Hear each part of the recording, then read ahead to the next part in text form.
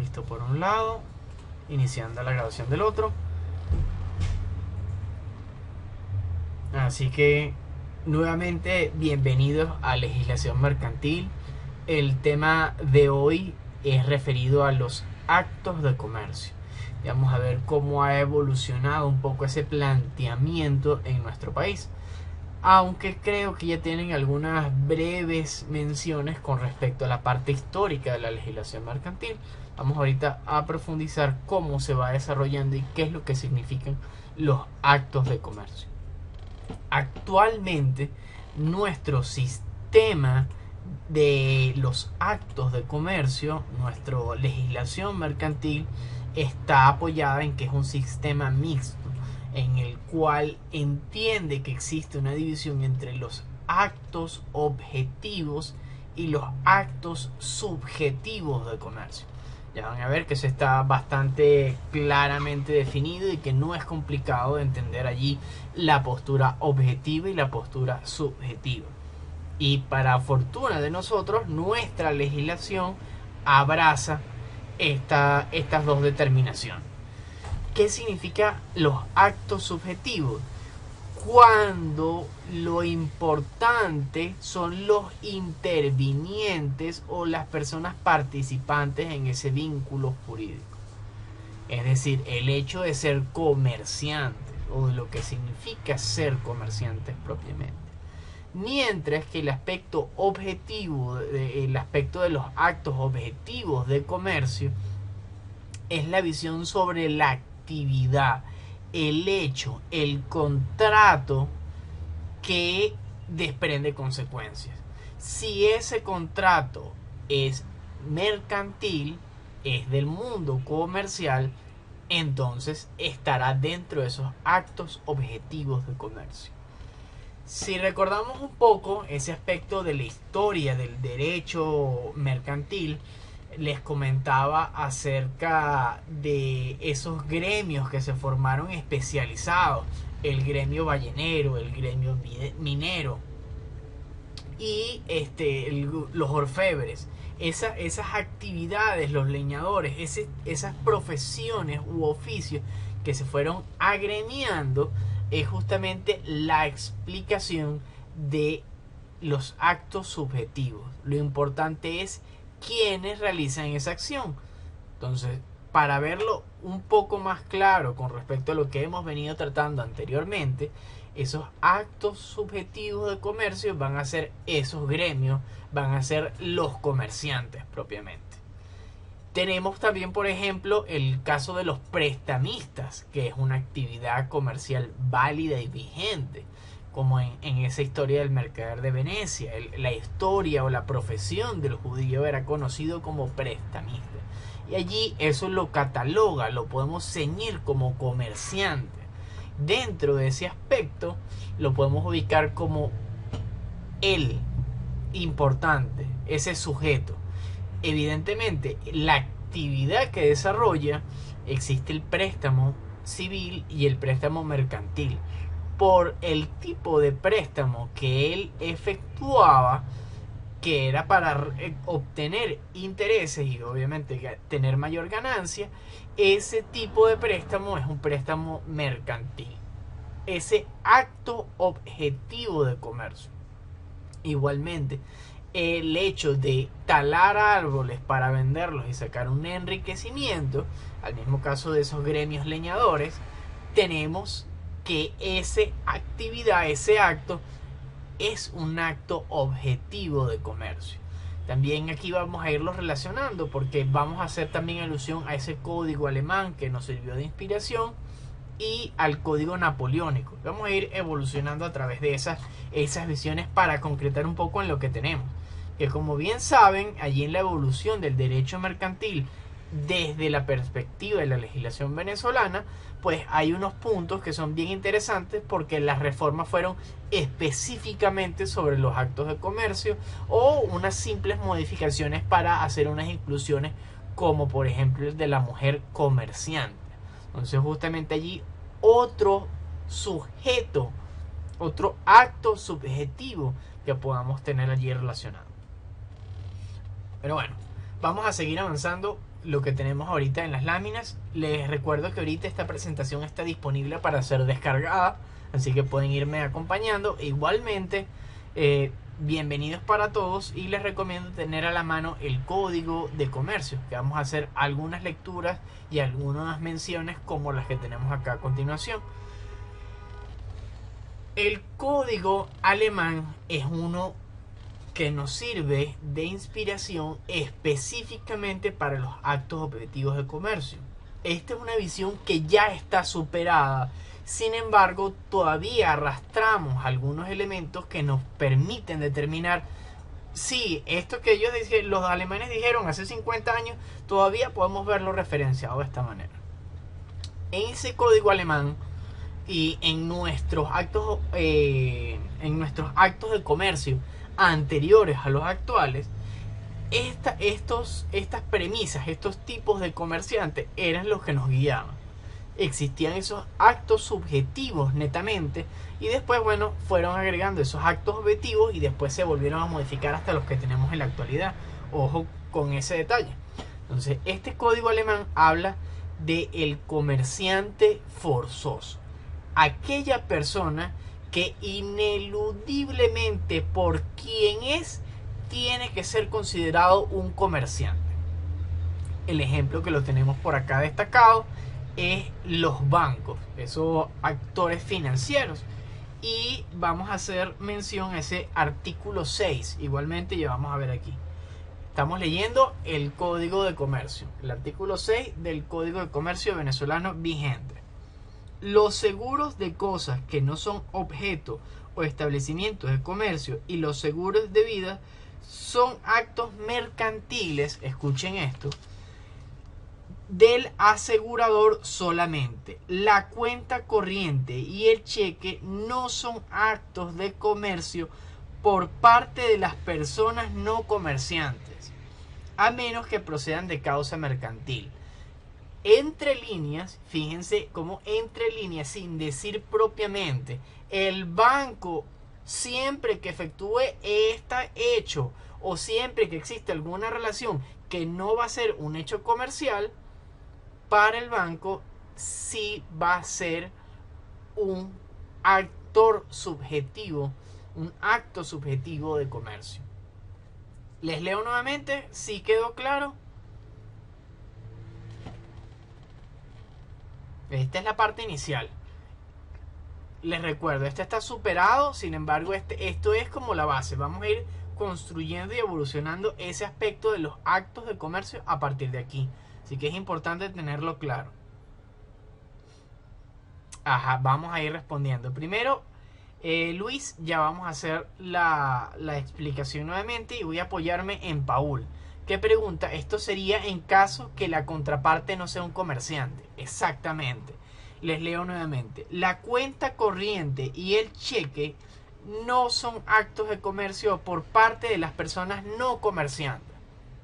Lo cual nos indica que de la otra parte, es decir, del ente financiero, de los bancos, siempre va a ser un acto de comercio.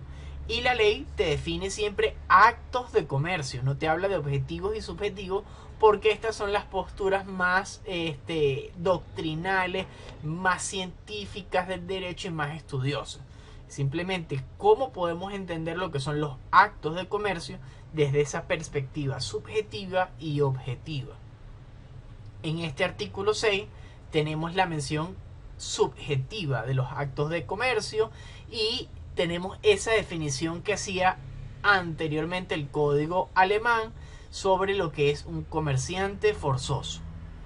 Un comerciante forzoso es aquel que siempre va a ser considerado comerciante o siempre va a ser considerado un actor subjetivo por quien es, no por la actividad que desarrolla. ¿Ok? Y el ejemplo lo tenemos aquí con los bancos.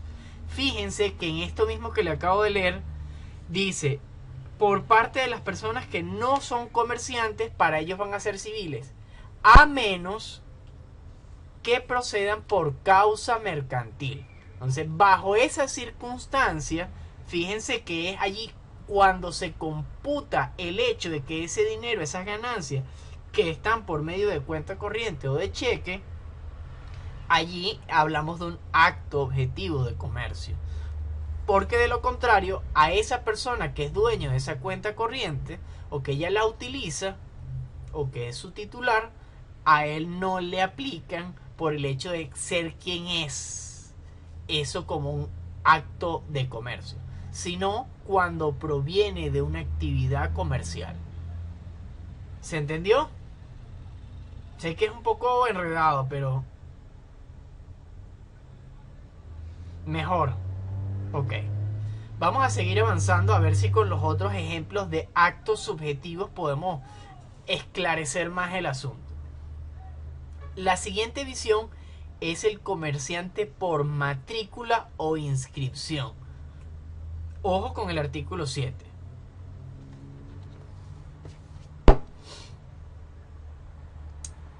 Este artículo es muy importante.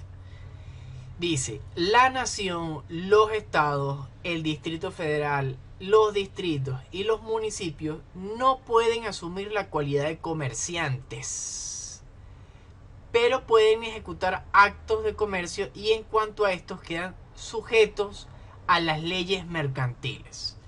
Bueno, acá este artículo es muy importante, sin embargo no nos ayuda a entender lo que significa por inscripción. La inscripción es a través, lo que pasa es que, claro, lo tengo señalado para más adelante.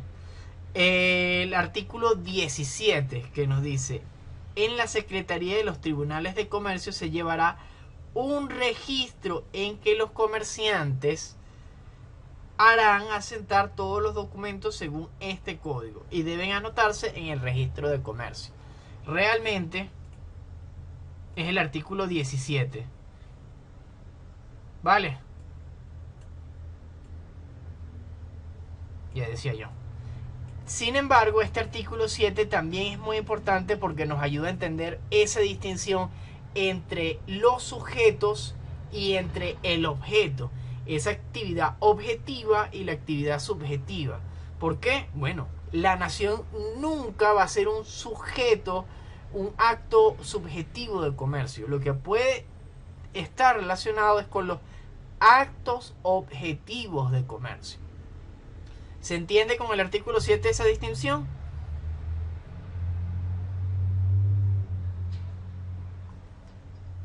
Bien, ahora, el artículo 17 lo que nos dice es que es un comerciante el que está registrado en el registro mercantil como comerciante. Eso es lo que significa por inscripción. Vamos un poco a esa historia del derecho. Cuando las personas decidían reunirse, se agremiaban, entonces allí se les daba el título de comerciantes o de leñadores.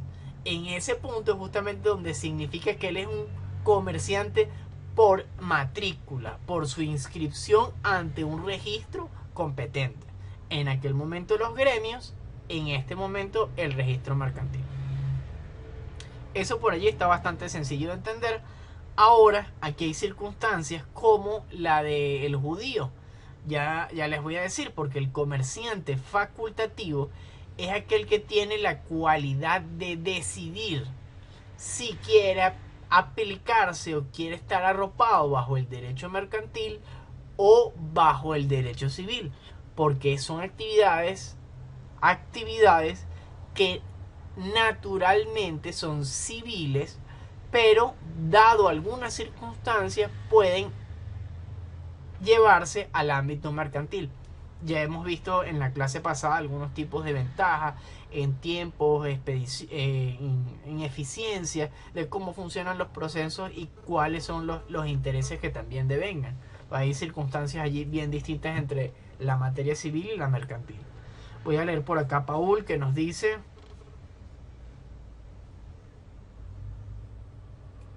exactamente, Paul, son actividades como por ejemplo la agrícola, que en principio es naturalmente o esencialmente civil, lo cual es simplemente la producción de alimento, de comida para uno alimentarse o incluso para los vecinos. Pero si eso se extrapola, si eso crece a un ritmo donde el interés no es saciar la necesidad de hambre, sino el negocio económico, esa actividad puede ser catalogada como mercantil. Igualmente, la forma en la que puede adquirir la persona que realice la actividad agrícola, es decir, que él quiere inscribirse como una firma personal o él quiere inscribirse como una compañía anónima, entonces lo sacaríamos o ya no estaría dentro de esta etapa facultativa, sino que él ya estaría por matrícula siendo un comerciante. El artículo 5, vamos a leerlo por acá. No son actos de comercio la compra de frutos, de mercancías u otros efectos para el uso o consumo del adquiriente o de su familia, ni la reventa que se haga de ellos.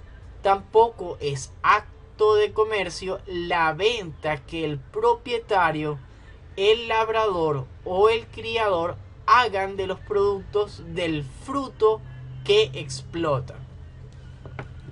Como bien dice Paul, allí el tema de potencialidad y el alcance que tiene la actividad que desarrolla esa persona es lo que le va a permitir decir: yo me quedo en mi ámbito civil, yo avanzo o me quedo en mi ámbito mercantil.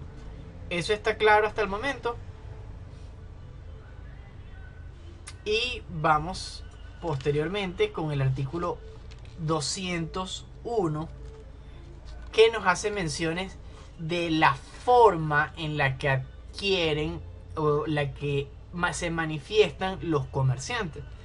Concretamente, nuestro código nos dice: las compañías de comercio son de las especies siguientes, única y exclusivamente estas: la compañía en nombre colectivo, la compañía en comandita, la compañía anónima, la de responsabilidad limitada y las accidentales o las de cuenta en participación.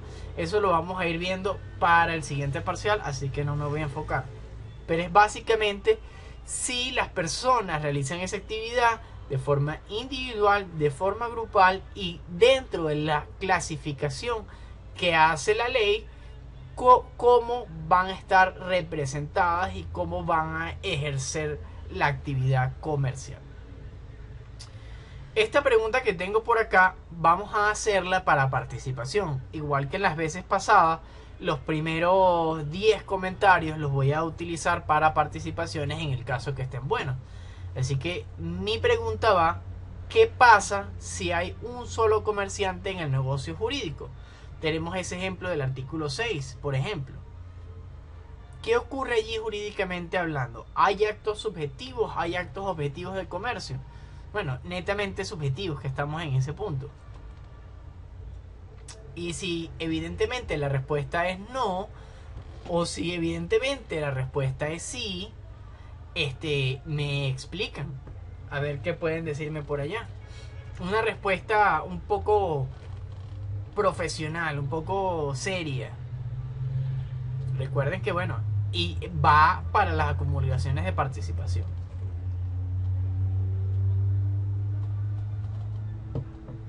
Algo simple también, no tampoco un texto muy largo, pero algo que responda: ¿qué pasa con los actos subjetivos si solo hay un comerciante en el negocio jurídico?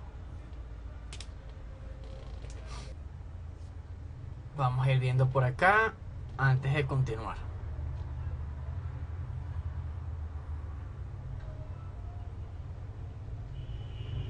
Ok, Paul nos comenta que debe regirse por las leyes mercantiles, básicamente. Ok, ahí Laura hace una separación. Cuando aplica un acto subjetivo para uno, en principio es suficiente para que vaya por la ley mercantil. Ok. Ajá, aquí Quijada dice algo muy importante, haciendo alusión a un artículo que no lo menciona. Dice: los actos de comercio pueden ser realizados también por no comerciantes, por lo que no habría una limitante significativa. Eso está también correcto.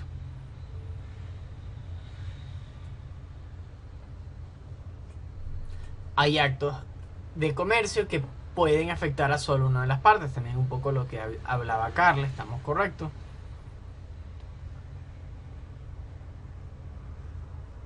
Ajá, cada uno hacen una división bastante interesante aquí desde la perspectiva de cada uno de los participantes, evidentemente viendo el aspecto subjetivo.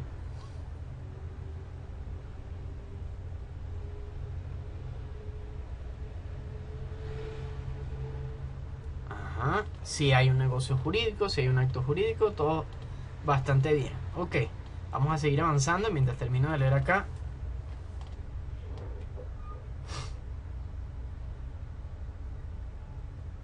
Ok, estamos claros en que englobaría justamente el derecho mercantil.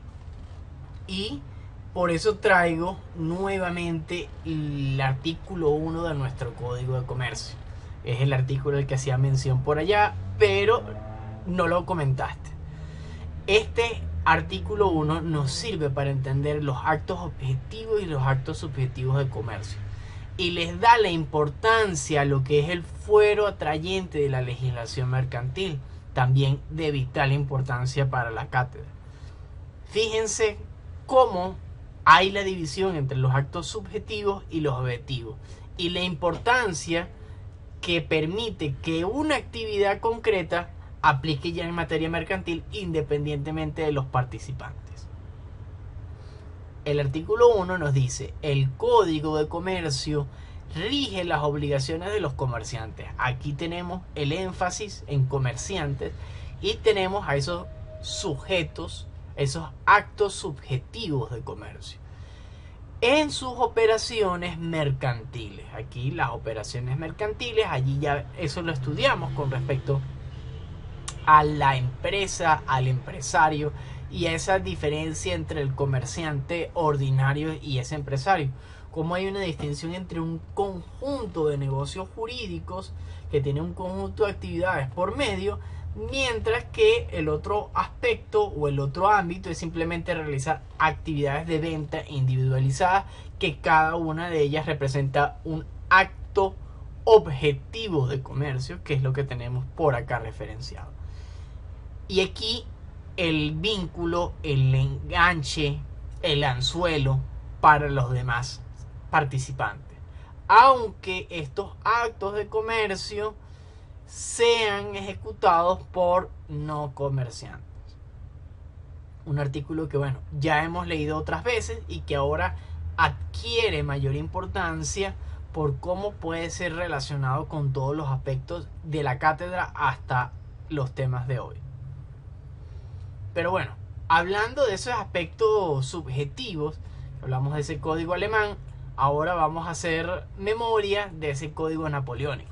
Que bueno, simplemente hicimos la mención en aquel momento de la historia del derecho para decir, sí, después de que tuvimos los problemas de que nos copiamos el código de las ordenanzas de Bilbao y esto, bueno, después ellos comenzaron a organizar y después, claro, sí hicimos algo que sirviera para nosotros, inspirado, proveniente justamente de esa conquista que había efectuado Napoleón y que no solamente unificó algunos aspectos territoriales, sociales, sino también legales.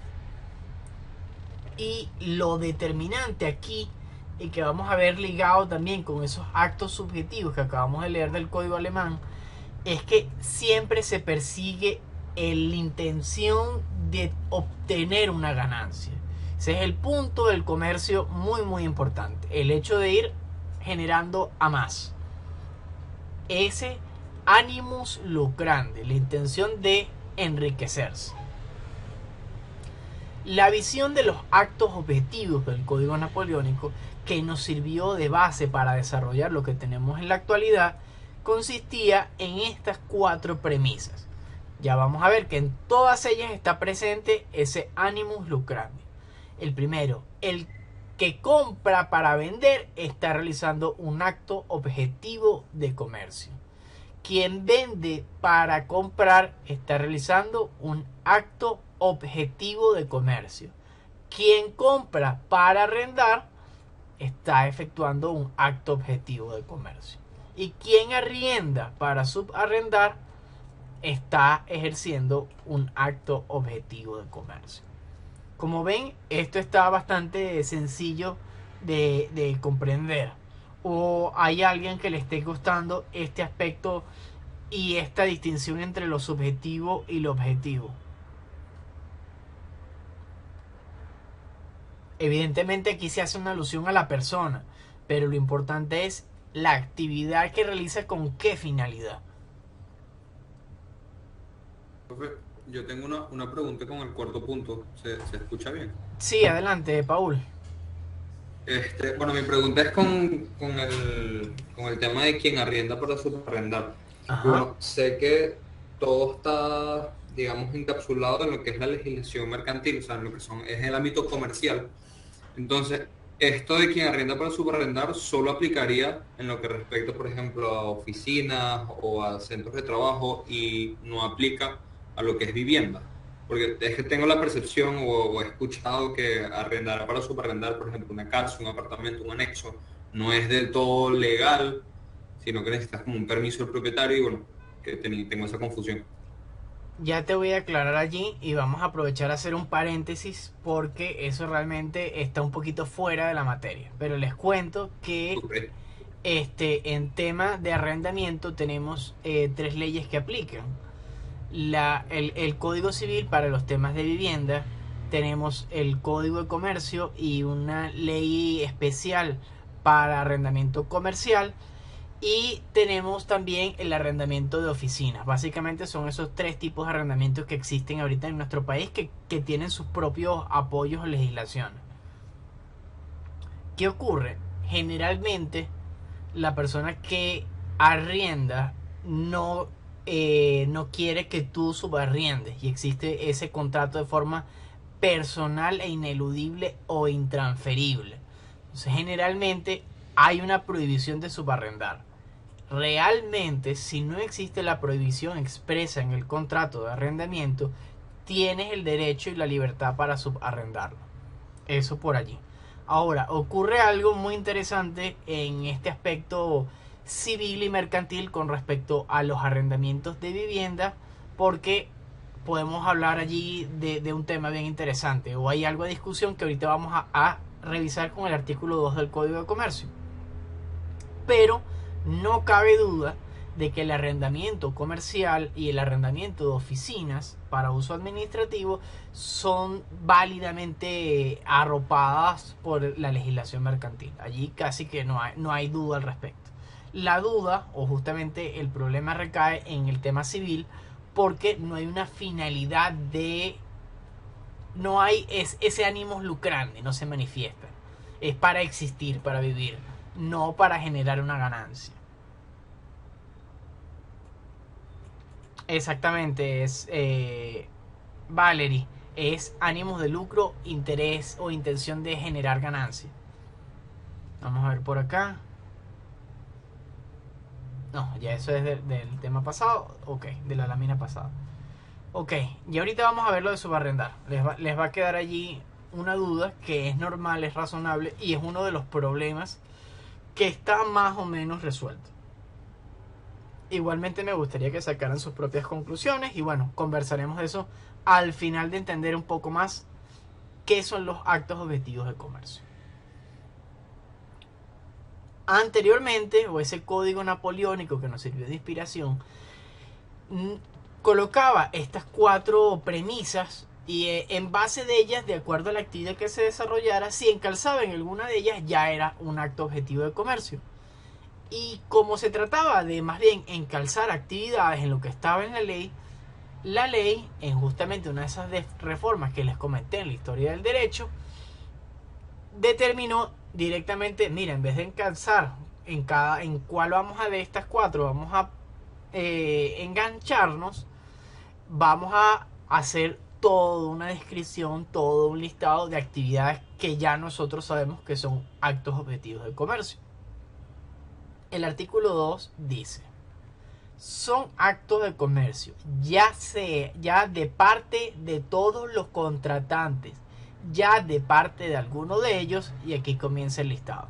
Como ven, aquí otra vez hace alusión a ese fuero atrayente de la legislación mercantil. Parte de todos los contratantes o solo uno de ellos. Igualmente, esas actividades que vamos aquí a mencionar son actos objetivos de comercio.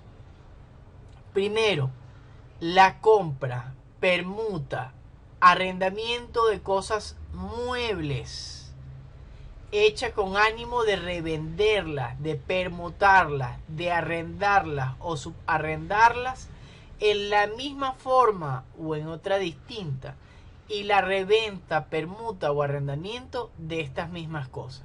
Como ven, básicamente engloba cualquier negocio jurídico relacionado con bienes muebles. Ese es el primer ordinal.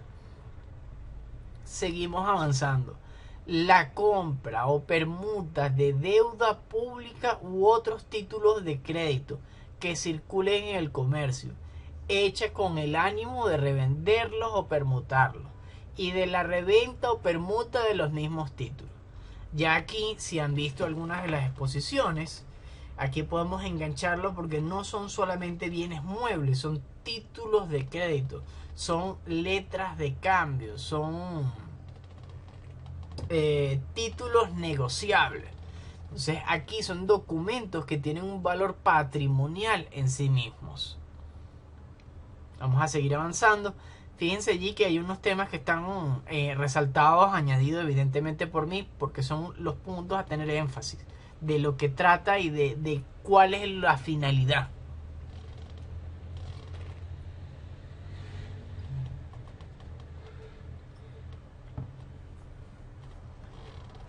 El tercer punto es la compra, la venta de establecimiento de comercio.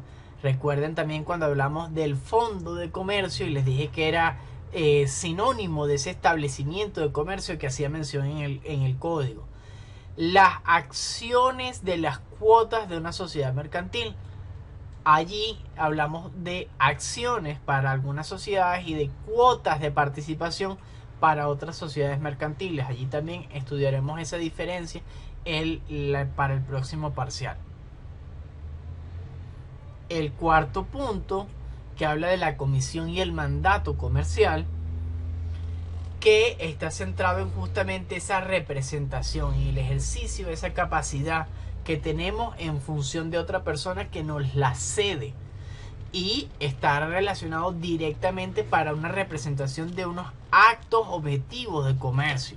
Ojo con ese detalle, no es simplemente un poder general o un poder civil, es para realizar actividades o para realizar un negocio jurídico concreto o un conjunto de negocios jurídicos concretos. Por acá voy a leer a Paul.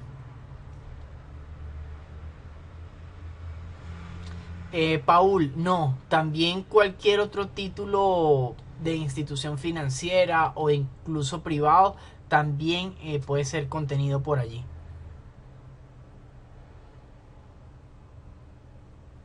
Sí, todas esas actividades, cualquier título o valor.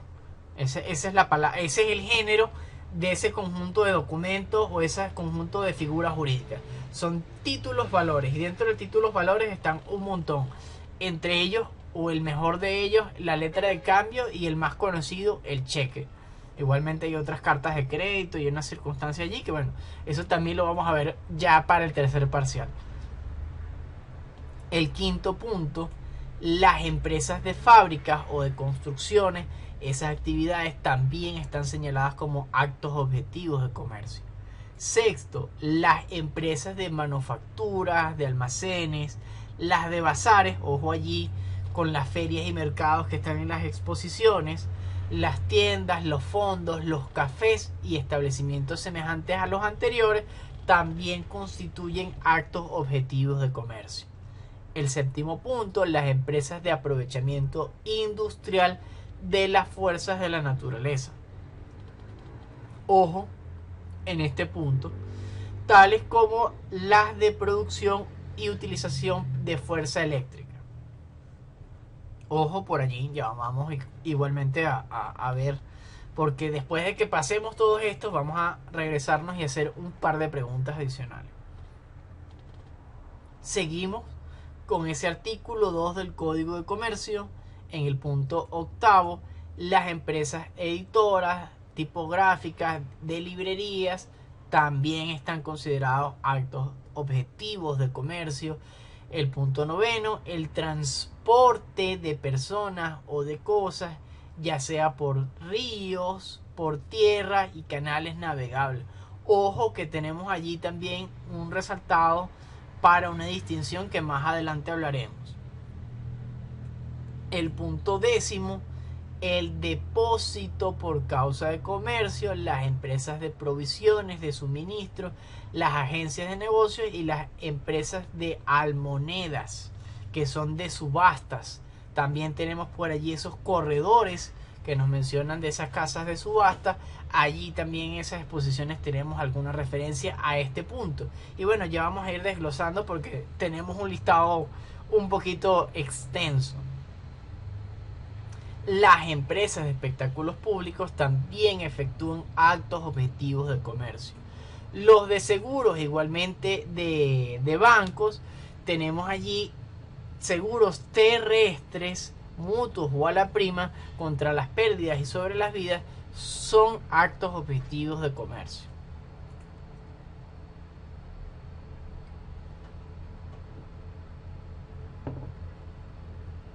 El 13º, todo lo concerniente a letras de cambio, aún entre no comerciantes. Aquí viene ese punto, Paul. Justamente esas letras de cambio privadas, esos títulos valores privados, aquí las podemos también encontrar. Las remesas de dinero de una parte a otra hechas en virtud de un contrato de cambio y todo lo concerniente a pagarés a orden entre comerciantes. Actos de comercio de parte de las que suscribe el pagaré también son contenidos como actos objetivos de comercio.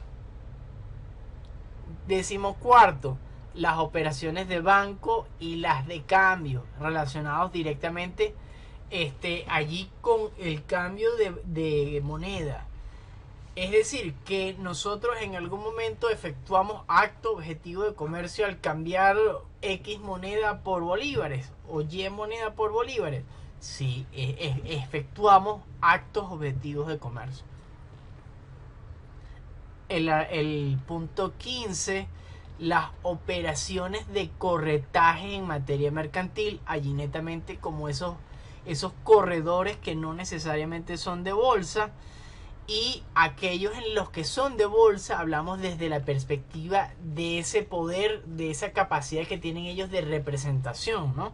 También, como ven, hay una distinción con ese mandato mercantil, porque hay que tener cualidades especiales para ser corredor, que también están referenciadas a las exposiciones. Aquí tenemos las operaciones de bolsa como netamente la actividad relacionada en bolsa, no o apartando a los corredores de bolsa. Ya el punto 17, la construcción, carena, compra, venta y reventa y permuta de naves. Aquí cuando hablamos de naves es netamente marítimo. Y la carena significa reparaciones, ¿vale? Igual hay un punto que dice vituallas, que viene más adelante. Ya finalizando, tranquilos, que después de todo esto hay que rebobinarlos todos. Ya vamos a ver. Ahorita un poco de mención general. El punto 18, la compra, la venta de herramientas, aparejos, vituallas. Aquí está. Las vituallas es lo que tenemos entendido como viáticos. Luego tenemos consumibles u otros vetos para el armamento de la navegación, también están considerados como un acto objetivo de comercio. Las asociaciones de armadores y las de expediciones, transporte, depósito y consignaciones marítimas también están consideradas como un acto objetivo de comercio. De hecho, en ese momento de las cruzadas se hacían compañías de armas, compañías que están relacionadas a ese tipo de expediciones, a irse a un lugar, ver qué se puede obtener de riqueza, y ese es justamente una compañía expedicionaria. Para que vean cómo algunas cosas del pasado las podemos enlazar con las que tenemos presente actualmente o las que están vigentes. Déjenme por acá.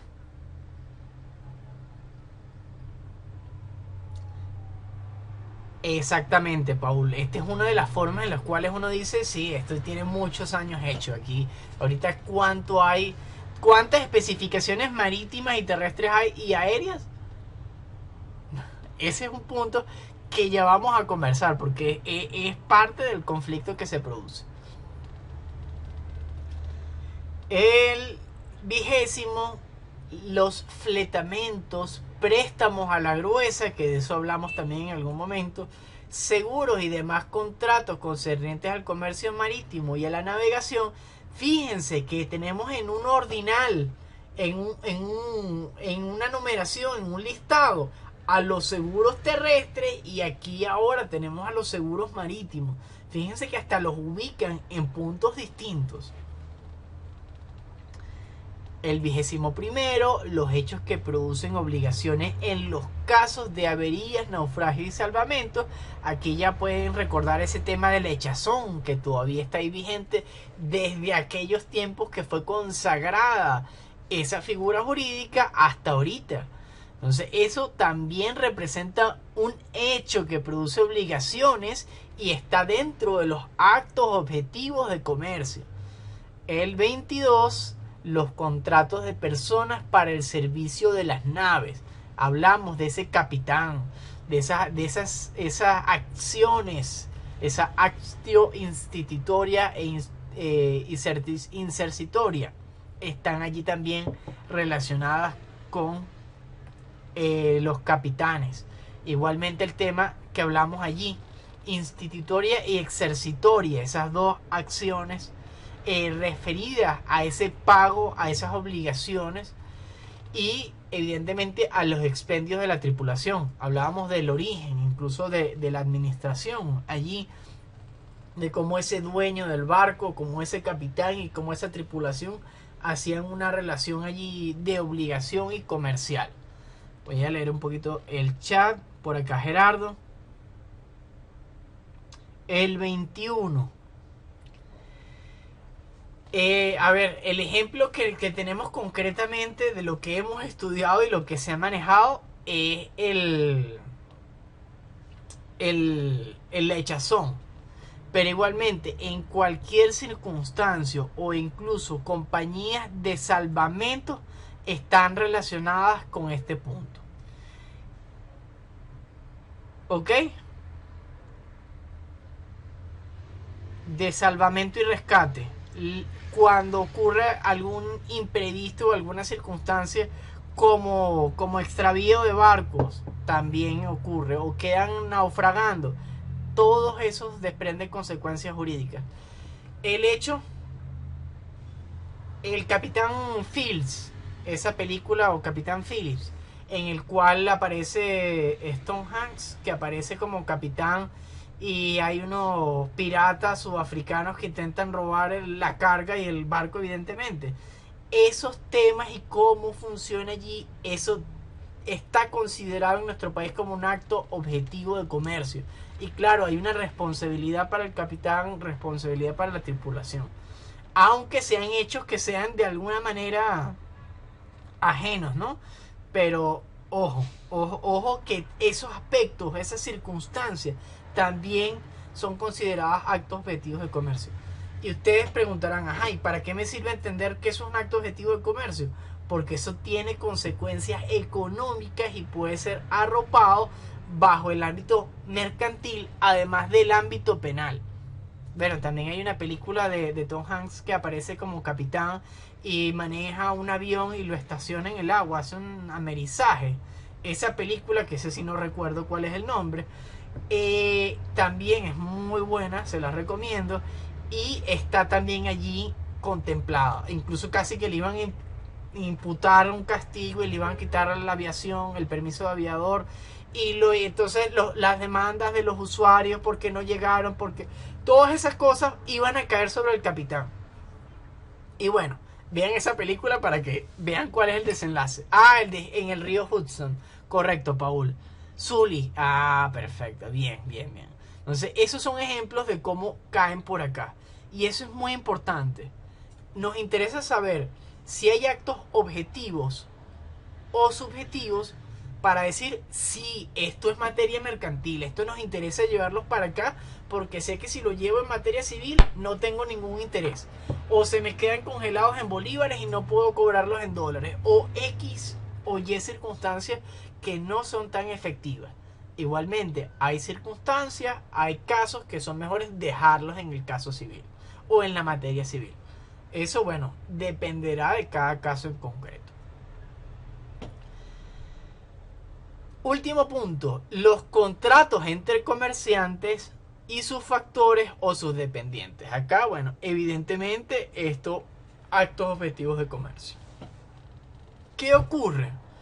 Que antes, con esas 4 premisas que teníamos, era fácil decir, mira, esto que estamos haciendo se encalza con la primera, esto por acá con la segunda, o esto con la cuarta.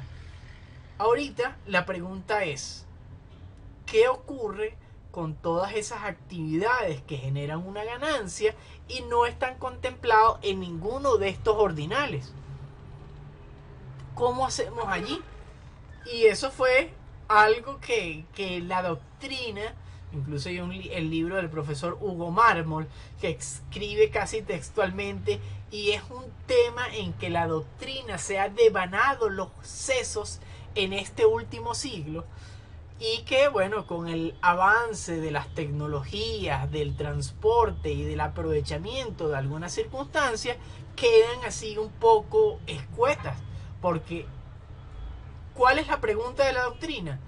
Este listado de actividades, este listado de actos objetivos de comercio, debemos entender que son excluyentes. Única y exclusivamente lo que está aquí contenido es un acto objetivo de comercio, y bueno, tenemos los actos subjetivos para todo lo demás. Esa es la pregunta.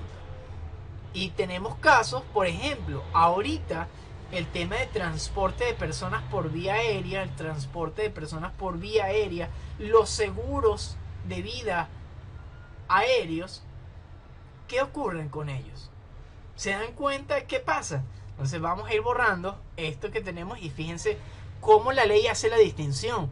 Porque lo que dice la doctrina es, miren, al momento que en el 20 me dicen que hay navegación, estoy excluyendo la tierra. La tierra tiene que estar en otro lado. Igualmente en el punto 18, si me especifican que es para navegación, mira, si yo tengo un super tractor y eso necesita hacer un viaje a la Patagonia o en el Polo Norte, esas reparaciones, esos aparejos, esas vituallas, esas cosas que tienen, eso no me entra en el artículo 18, en el ordinal 18 del artículo 2. Eso no me entra allí porque tiene que ir por navegación. Y así la doctrina estaba discutiendo cada uno de esos puntos. Y como ven, es realmente para devanarse los sesos. Realmente es muy acertado esa expresión. Igualmente tenemos el punto 17 cuando especifica directamente para naves. Sigo borrando lo resaltado y les dejo lo que está resaltado. Aquí transporte especifica directo, tierras, ríos o canales navegables, aire excluido, ¿verdad? Igualmente los seguros acá en el número 12, excluido la navegación porque lo tenemos en el otro ordinal. Y aquí el punto más importante que ayuda, no, en este no, en el que sigue, ya va. Y aquí un punto que comenzó a dar flexibilización, porque claro, cuando hablamos de las empresas para el aprovechamiento industrial de las fuerzas de la naturaleza, como las de producción y utilización de fuerza eléctrica, tenemos allí un tema con el aspecto aéreo, con el aspecto marítimo, el hidroeléctrico. Tenemos incluso el terrestre con ese geotérmica, y hay algunas otras formas de aprovechamiento de la fuerza de la naturaleza para producir electricidad, que en aquel momento que se creó el código, ya hace un siglo, no existían para el momento actual. Así que allí la pregunta es, ¿calzan o no calzan? Y la empresa es que, y la doctrina lo que dice es que sí. Sí podemos ubicar aquí cualquier tipo de tecnología, cualquier forma que esté destinada a producir electricidad proveniente de la naturaleza. Con esto comenzó a flexibilizar. Y entonces la pregunta es, ¿este es un listado cerrado de actos objetivos de comercio o podemos tener algunas excepciones? La respuesta es que sí es un listado objetivo, es un listado de actos objetivos de comercio, y sí es un listado cerrado, donde es esto y nada más esto, con algunas excepciones, por ejemplo estas y la inclusión de los aspectos aéreos. Y en general también se van a incluir aquellos que sean relacionados con ese ánimo lucrandi que está manifestado, no sé si se percataron, en este primer ordinal. Esos primeros 4 premisas que teníamos en el código napoleónico están concretadas en el primer ordinal, que nos dice la compra, permuta, arrendamiento, con el ánimo de revenderlas, de arrendarlas, de subarrendarlas, de permutarlas, ya sea en la misma forma o una forma distinta, eso no tiene importancia. Lo relevante es con ese ánimo de generar más. Vamos a leer por acá. Exactamente. En principio, Juan, es excluyente, es un listado cerrado de actos objetivos de comercio. Hay algunas excepciones y son las que justamente les tengo allí subrayados. Y aquí vamos a hacer otra paréntesis más, porque una vez que la doctrina se puso de acuerdo, alguien dijo, esto no puede estar metido en los actos objetivos de comercio. Ya vamos a ver.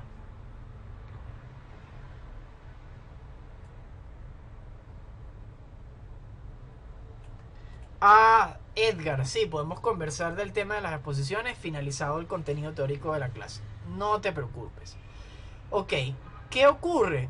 Que bueno, este brillante profesor de la Universidad Católica, que bueno, ya hace años ya no es profesor, justamente de esos fundadores, podríamos decirlo, de esos ilustres fundadores de docencia en la universidad, tenemos ese que les comenté, el profesor Hugo Mármol, que les dijo, después de que todos se pusieron de acuerdo hace algunas décadas, les dijo, miren, pero recuerden o dense cuenta de que el ordinal 1 especifica bienes muebles. Los bienes inmuebles están excluidos totalmente de los actos objetivos de comercio. No puede ser. Si ya hablamos de que la construcción que está más adelante, de la fabricación de esas cosas, están allí, bueno, eso será un acto objetivo. Pero la compra o la reventa de bienes muebles no me lo puede, de los bienes inmuebles no me los puedes meter acá. Y justamente allí calzo con la pregunta que me hacían al inicio. Ahorita no cabe duda que los arrendamientos de oficina y de uso comercial están dentro de la materia mercantil. Y es por su actividad, justamente la actividad que se van a desarrollar allí. Sin embargo, los arrendamientos civiles están fuera de allí. Y las ventas de vivienda y los arrendamientos de vivienda están también fuera del ámbito comercial, porque están hechos con una finalidad distinta. Ahora bien, en nuestro país, los documentos o los contratos relacionados con arrendamientos de oficina y comerciales se pueden hacer por notaría e incluso por el registro. Ocurre que los arrendamientos de vivienda o para vivienda se pueden hacer por notaría una vez esté autorizado por el Ministerio de Vivienda y Hábitat, donde él hace una inspección y certifica que realmente ese apartamento o esa casa está en condiciones dignas para poder ser dada en arrendamiento. Por lo que no existen unos contratos como tal certificados por el Estado, como por ejemplo notaría o registro, generalmente para estos arrendamientos de vivienda. Y eso también es parte de la respuesta al punto anterior. Al no existir un contrato formal, como hablábamos anteriormente, ese contrato robusto, pues evidentemente se hace lo más limitado posible, eliminando esa posibilidad o derecho de subarrendar. Aunque lo normal o lo cotidiano es siempre eliminar ese derecho de subarrendar que uno tiene de por sí. Juan, si es el momento oportuno, puedes hacer la pregunta de la Constitución. Si no, podemos tratarla también una vez terminado el contenido. Así que quiero que se quede bien claro estos puntos. Primero, los bienes inmuebles no están en el ámbito mercantil. En principio, hay excepciones. Profe, ¿qué pasa con Century 21? ¿Qué pasa con Remate? ¿Qué pasa con estas compañías que se dedican a hacer arrendamientos de vivienda o a comprar y vender casas? Bueno, ellos están constituidos como comerciantes y tienen sus compañías anónimas, lo cual los convierte a ellos en comerciantes por quienes son, por matrícula, no por la actividad que desempeñan, ¿vale? Entonces fíjense cómo podemos ir enlazando esos actos objetivos con los actos subjetivos. ¿Qué otra cosa quiero que se queden con la clase de ahorita? Tenemos el artículo 2 muy importante para esbozar ese listado de actos objetivos de comercio. Y es un listado cerrado que tiene muy pocas excepciones y que son dadas por justamente la evolución y el paso más hacia adelante que hemos dado. Si me preguntan a mí, comercializar criptomonedas, NFT, ¿está dentro de ese ordinal primero del artículo segundo de esos bienes muebles? Pues evidentemente que sí. Para mí sí lo tiene. Ajá, Paul. Listado cerrado es que única y exclusivamente son actos objetivos de comercio los que están allí enumerados, que es excluyente, como lo dice Juan. Solamente eso, y hay muy pocas excepciones.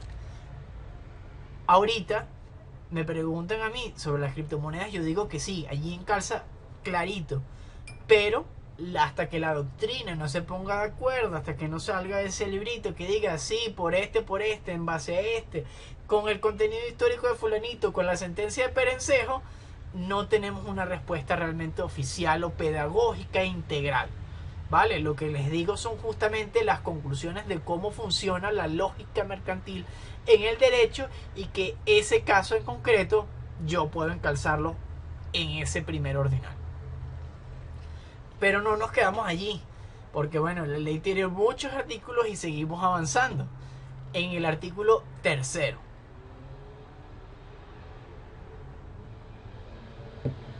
cualesquiera otros contratos y cualesquiera otras obligaciones de los comerciantes, si no resulta contrario del acto mismo o de tales contratos y las obligaciones no son de naturaleza esencialmente civil, como el que leímos, o algunos actos que en principio el Estado no va a ejecutar porque él nunca puede ser un comerciante. Hay actos que sí puede ejecutar, pero no van a ser actos objetivos de comercio. Así que también ojo con ese detalle. ¿Qué cosa puede ejecutar que no es un acto objetivo de comercio? Algo que esté relacionado con reparaciones de áreas públicas o de bienes que son de todos. Recuerdan, o acciones que tengan que ver con bienes no apropiables. También esas acciones que ellos hagan no tienen ningún sentido para el ámbito comercial y no califican allí como actos de comercio. Bueno, igualmente destacar que es importante que no solamente nos vamos a ceñir al ámbito o el aspecto subjetivo, porque, por ejemplo, el Estado, cuando realice actos de comercio, queda obligado en cuanto a esos actos objetivos de comercio a las leyes mercantiles.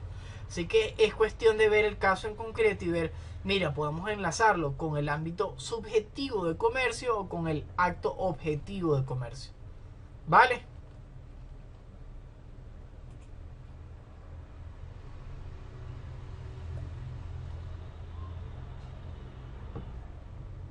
Ajá, Paul. Exactamente, ahí no hay ningún tipo de relación comercial, a eso es lo que me refería.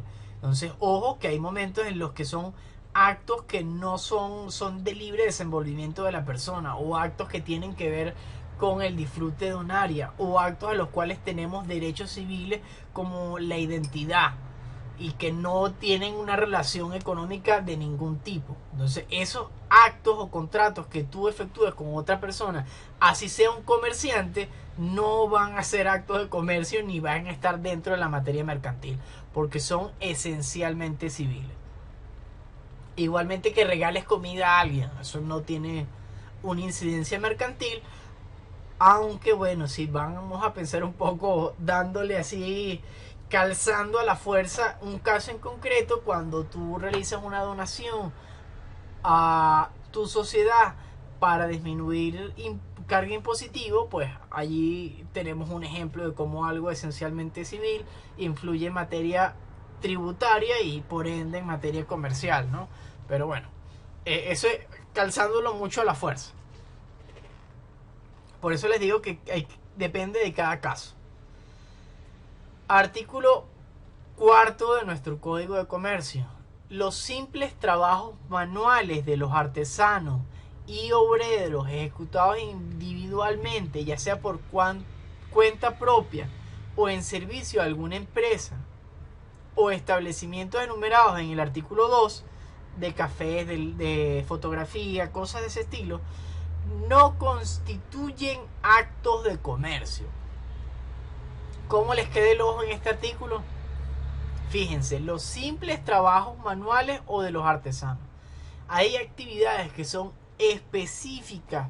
Por ejemplo, el del fotógrafo, en algunas circunstancias, esas acciones, ese negocio no está dentro del ámbito mercantil, es decir, que es netamente civil. Está excluido. Igualmente, artículo 5. No son actos de comercio la compra de fruto, de mercancías u otros efectos para el consumo del adquiriente o de su familia, o una reventa simple después de ello. Tú compras, poniendo un ejemplo, 5 cambures, comen 4, te queda un cambur, revendes ese cambur. Esa clase de actividades no son actos de comercio, aunque ustedes ya saben claramente que ese primer ordinal del artículo 2 te dice si la compra para revender o si vas a hacer la reventa, eso es allí un acto objetivo de comercio. Por eso, principio, el artículo 2, excepciones, estos que vienen por acá. Igualmente el artículo 6, los seguros de las cosas que no son objeto de establecimientos de comercio y los seguros de vida son actos mercantiles por parte de la aseguradora solamente. ¿Ven? La cuenta corriente y el cheque no son actos de comercio por parte de las personas no comerciantes, a menos que procedan de causa mercantil. Eso ya lo habíamos también conversado.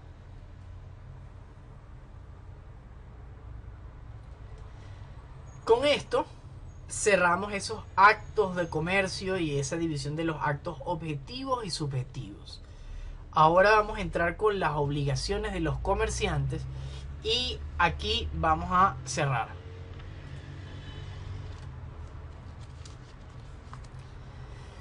La obligación de los comerciantes son estas tres que tenemos acá sencillamente, y lo podemos también ver relacionado con esa clase de la empresa cuando comentábamos de los que eran poco formales, los que eran informales o los que eran formales o muy informales.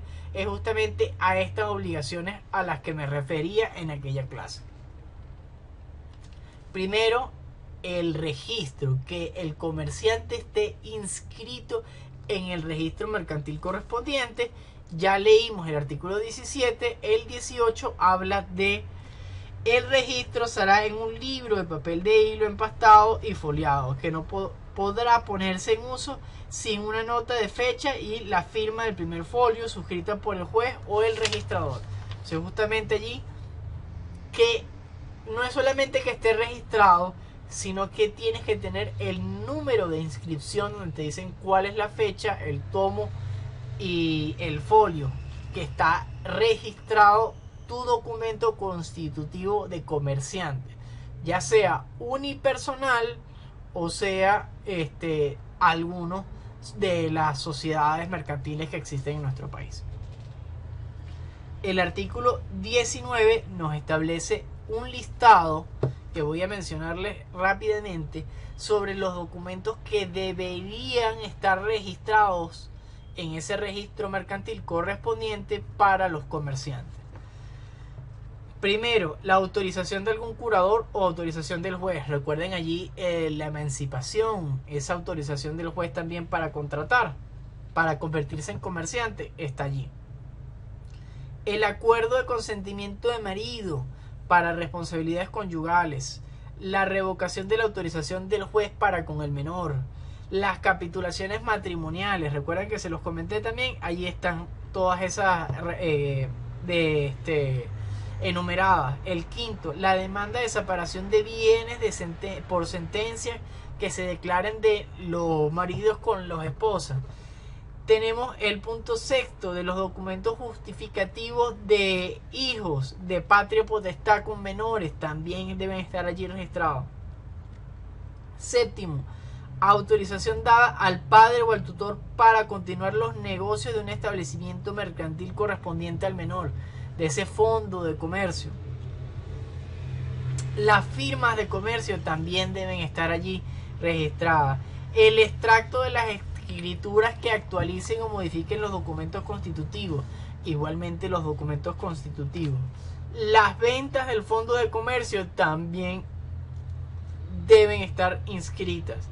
Los poderes que los comerciantes otorgan a sus factores o dependientes también deben estar registradas. Las autorizaciones del juez para acuerdos con corredores o venduteros también deben estar allí inscritas. Los documentos constitutivos de hogar por el comerciante también deben estar registrados. ¿Alguien sabe lo que es el hogar? Jurídicamente hablando, evidentemente.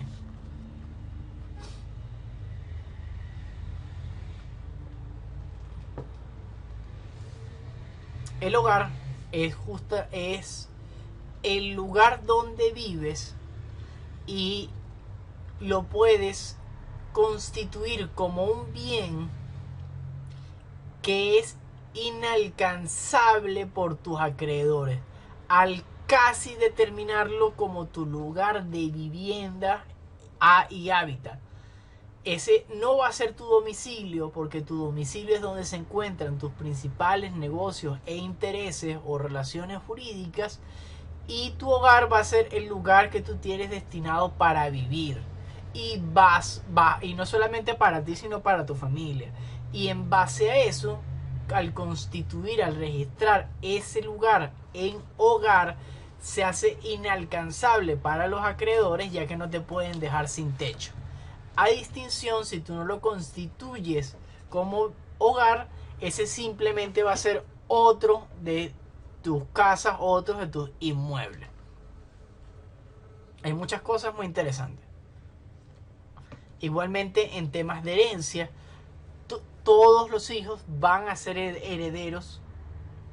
No, Juan, solo se puede tener un hogar. Tú ya te proyectaste. Está bien, está bien. No, solo un hogar se puede tener. Eso es igual que una vivienda principal, que también concede algunas exoneraciones impositivas al momento de venta. O sea, esa determinación de vivienda principal tiene que ver con esto, y solo se puede tener uno. Evidentemente, uno vende esa propiedad, ya no tiene esa vivienda principal y puede crear otra. Igualmente con el hogar.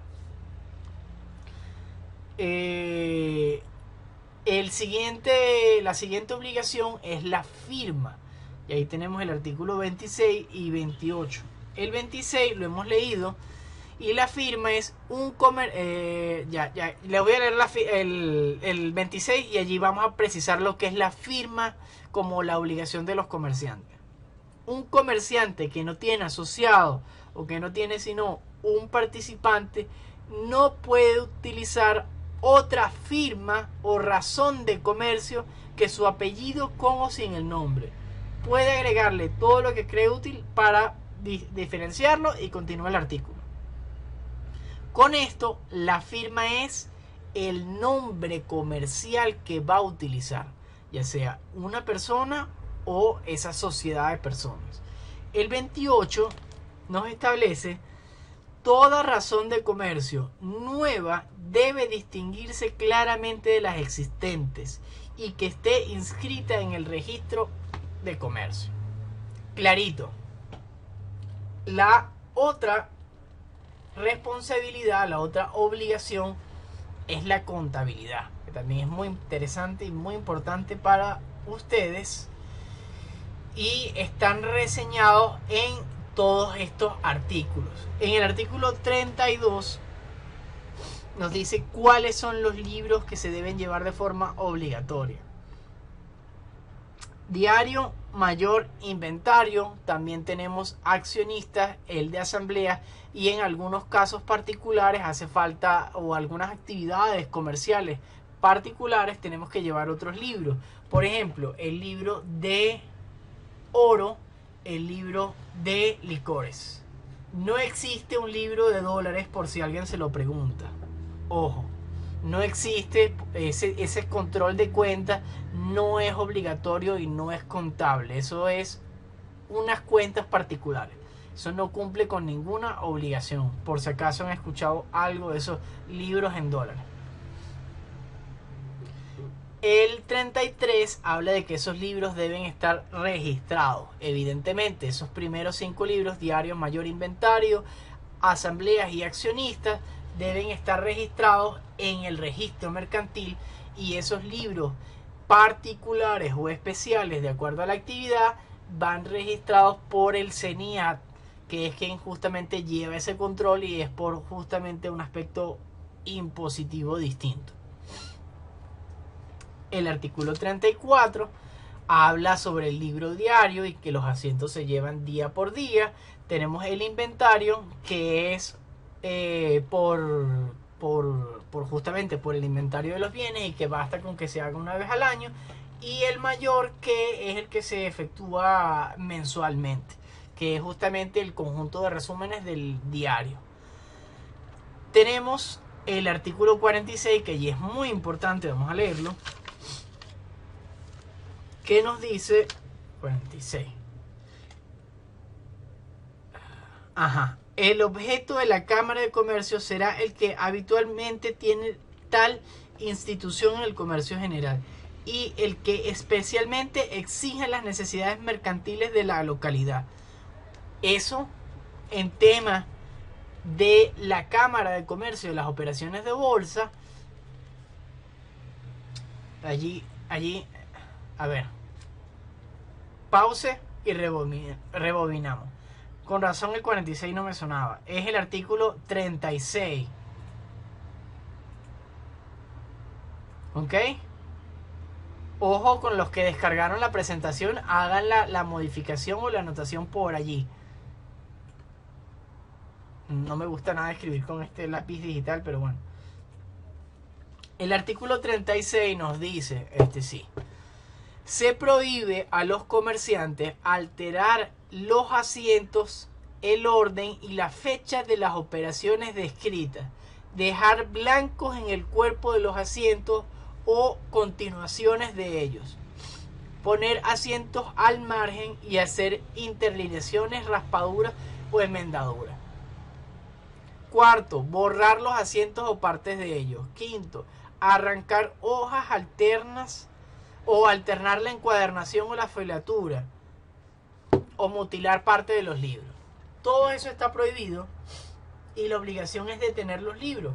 Ahorita, pues generalmente se lleva todo a vía digital y en sistema, y lo que hay que hacer es conseguir un libro de folios o de forma continua, y con eso pues coordinar, organizar todas las impresiones. Pero es obligación tener eso organizado e impreso y en libro en físico para el momento de una fiscalización. Artículo 40, 41 y 42. Ojo por aquí. 40. No se podrá hacer pesquisa de oficio por tribunales ni autoridad alguna para inquirir si los comerciantes llevan o no libros, o si estos están o no arreglados a las prescripciones de este código. Fíjense que las inspecciones en principio no podrían revisar los libros. 41. Tampoco podrán acordarse de oficio ni a instancia de partes la manifestación y examen general de los libros de comercio, sino en los casos de sucesión universal, comunidad de bienes, liquidación de la sociedad o quiebra y atraso.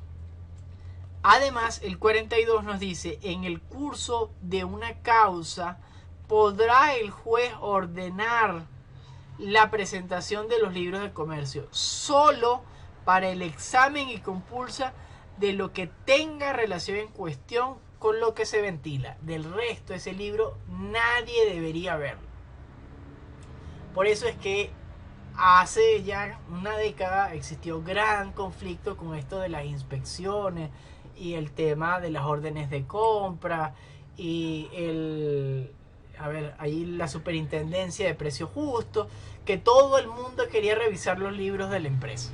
Y bueno, de acuerdo a lo que establecen estos artículos del Código de Comercio, no pueden hacerlo. Únicamente cuando el juez lo determine y cuando sea expresamente para revisar estos folios o esta actuación. Del resto, esos libros no deberían ser fiscalizados o auditados. ¿Qué les parece? Y bueno, un poco el artículo 44, que es de los tiempos.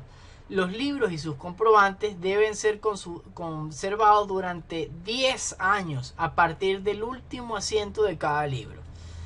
Los libros anteriores no hacen falta conservarlos. Están obligados a conservarlos una década.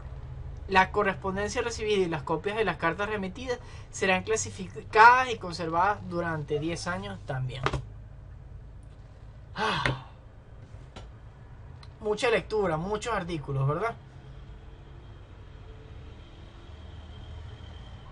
Y vamos a cerrar como parte de esas obligaciones de los comerciantes como unas menciones adicionales. Vámonos a ese artículo 107 que nos dice: en las obligaciones mercantiles se presume que son codeudores y se obligan solidariamente. Si dos personas le deben, se entiende que ambas personas son responsables en pagarles y en pagarles en su misma proporción, si no hay convención en contraria. Del resto, principio de la autonomía, de la voluntad de las partes, y pueden determinar, no, él le va a pagar todo y luego yo le pago el 50% a él. Por ejemplo, artículo 108 sobre deudas mercantiles de sumas de dinero devengan, quería parafrasearlo, vamos a leerlo. Las deudas mercantiles de sumas de dinero líquidas y exigibles devengan de pleno derecho intereses corrientes en el mercado y no excederán del 12% anual. Como ven, es 1% mensual, lo cual es bastante bajo. Esta es los intereses legales, cuando no hay una determinación expresa o un acuerdo. Tenemos el artículo 109, que es otro ejemplo del fuero atrayente. Si el contrato es mercantil para una sola de las partes, todos los contrayentes quedan, en cuanto a él, sometidos a la jurisdicción mercantil. Y allí también hay una pequeña excepción. ¿Alguna pregunta por allí, Juan?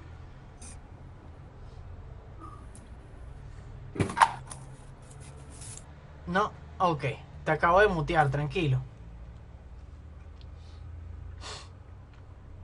Ajá, el artículo 107, tranquilo. El artículo 107 lo que establece es que las obligaciones mercantiles se presume, legalmente es así, si no existe determinación expresa, que son codeudores todos los relacionados y se obligan solidariamente a pagar.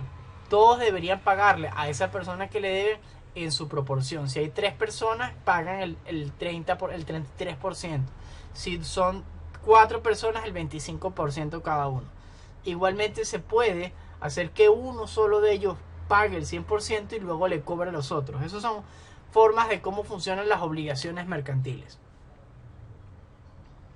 El contrato verbal, fíjense con este detalle, es que algunos han hecho algunas negociaciones de cambio vía telefónica, tenemos el artículo 110 que nos dice: para que la propuesta verbal de un negocio obligue al proponente, debe necesariamente ser aceptada de inmediato por la persona a quien se dirige, y en efecto de esta aceptación se promete y queda libre. Cuando hay aceptación por escrito, ya lo vamos a ver aquí en el número 12, el contrato bilateral que residen en distintos plazas o se encuentran en lugares distintos, si la aceptación no llega al conocimiento del proponente, o ese mensaje de WhatsApp que enviaste salió pero no le llegó a la otra persona en el plazo fijado o en el término necesario, al cambio de la propuesta o de la aceptación según la naturaleza del contrato. Aquí, cada vez que yo propongo algo por escrito a una persona que está en otro lugar y la otra persona me dice: sí, pero vamos a cambiar esto, mira, la tasa, te acepto la compra, pero va a ser en 4.60, eso se toma como una nueva oferta, la cual yo tengo que aceptar, y a partir que ambos estemos en conocimiento de que los términos son aceptados por ambos, aquí, por ambos, allí es donde se perfecciona la aceptación de ese contrato, donde se crean las obligaciones. El 116, todos los actos concernientes a la ejecución de contratos mercantiles celebrados en países extranjeros y cumplidos en Venezuela serán regidos por las leyes venezolanas. Fíjense, justamente, el lugar de ejecución es en Venezuela, nos debemos regir por la ley mercantil venezolana. ¿Cómo se prueban las obligaciones? El artículo 124, muy importante. Las obligaciones mercantiles y su liberación se prueban primero con documentos públicos. Ya sabemos que los documentos públicos, hablamos de registros de notarías. También documentos privados. Lo que las partes firmemos también queda porque tenemos la cualidad de comerciante o existe un acto objetivo de comercio. Estamos hablando de las leyes mercantiles. Fíjense allí también algo muy importante de por qué traerlo al ámbito mercantil. Porque privadamente podemos demostrar que existe esa obligación o que pagamos esa obligación. Los extractos de los libros de los corredores. Con los libros de los corredores, con facturas aceptadas, con libros mercantiles de contrapartes, con telegramas, con declaraciones de testigos, con cualquier otro medio de prueba admitido por leyes civiles. ¿Qué les parece?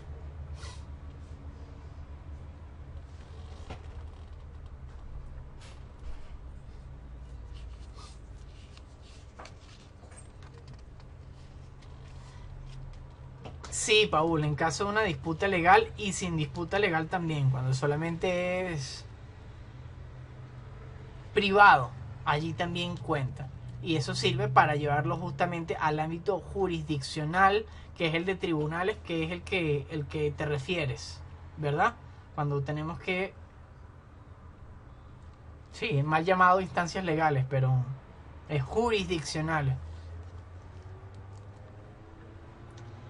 Artículo 127. La fecha de los contratos mercantiles debe expresar el lugar, el día, el mes y el año.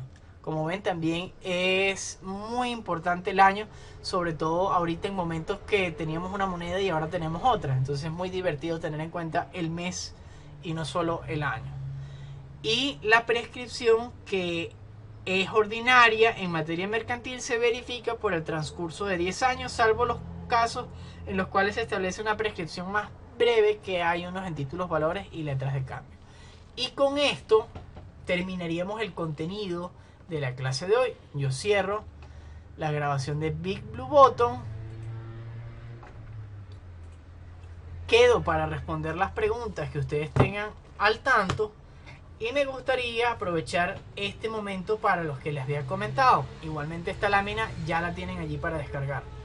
Pero podemos utilizar este momento para participación con respecto a estas preguntas que voy a hacer.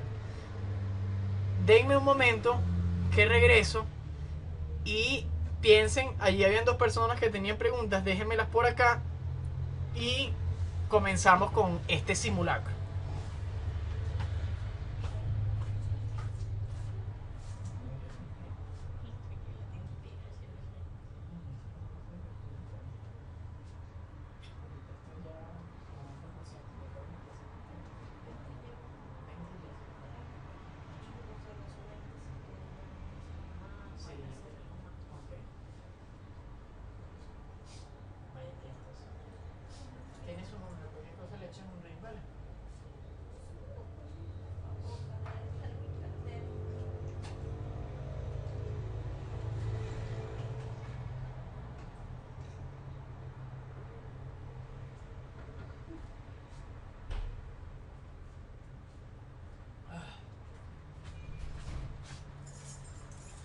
Sí, es que mucha lectura, mucha lectura.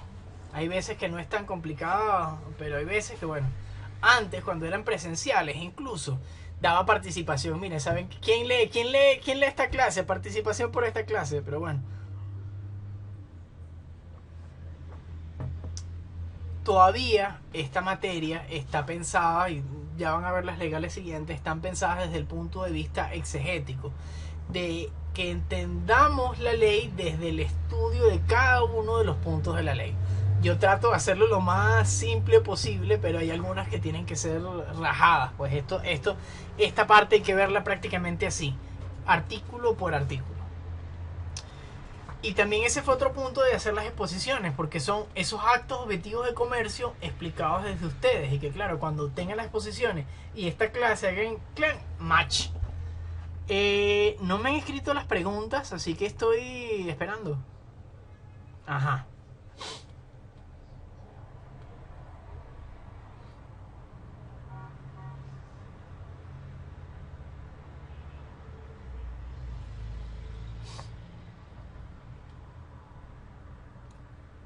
Ajá, fíjate que tu respuesta está bien, bien particular.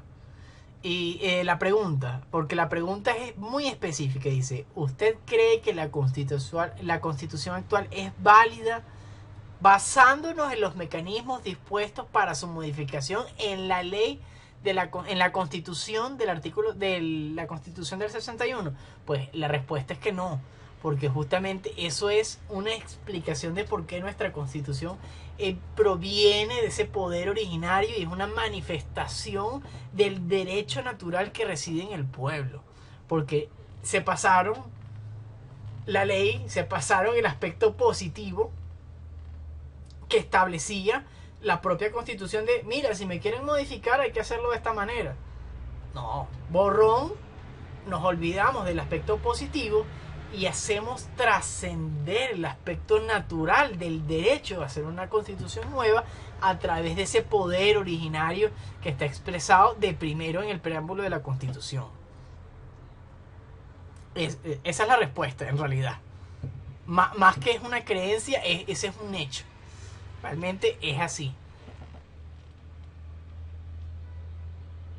Es decir, es inválida porque no siguió los procedimientos de la Constitución del 61, pero es válida porque creó unos procedimientos que son más allá de lo que determina la simple escritura en ley hecha por humanos que son perfectamente imperfectos.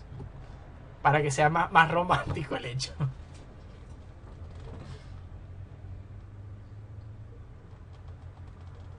Yo voy a seguir avanzando, Juan. Sigue escribiendo que podemos seguir conversando mientras.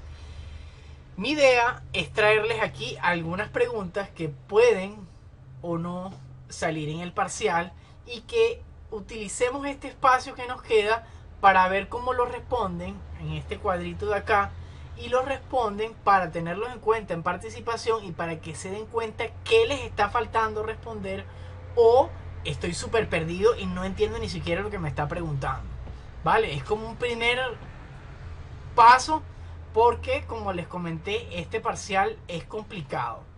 Tenemos preguntas que si no respondemos no podemos avanzar. Tenemos tiempo límite. Las preguntas son de desarrollo y son complejas. Y hay que utilizar en cada una de las respuestas de este parcial, que es de 7 preguntas, la estructura de respuesta. Así que tenemos que estar claros cuál es la teoría que vamos a responder, cuáles son los artículos que necesito en esta respuesta y si estoy respondiendo lo que me está preguntando cuando hay 2 o 3 preguntas o hay una pregunta disfrazada. ¿Vale? Este parcial, vuelvo y le repito, está complejo. Es la actividad más fuerte que hay y quiero que pongan detalle. Por eso les traigo este simulacro para responder por acá.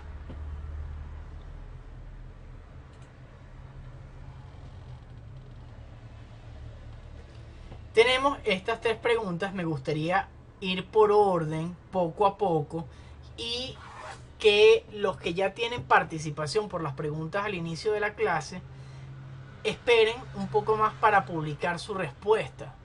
¿Qué quiero decir con esto? Voy a tomar estas en participaciones, pero como es una participación por clase, si ustedes ya están de primero y ya les dije ahí lo que estuve leyendo, está correcto, den chance para los otros asistentes.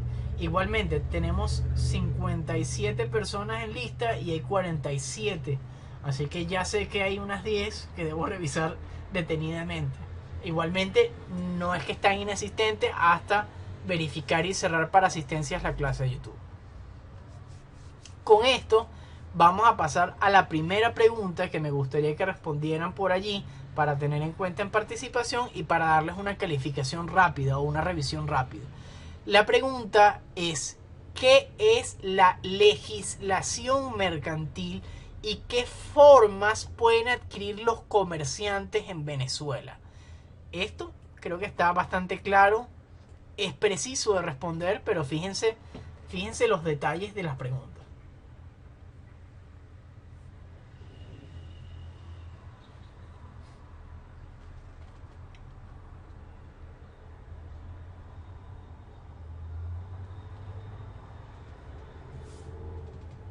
Ajá. Sebastián, vamos a suponer que esa es una pregunta de 5 puntos.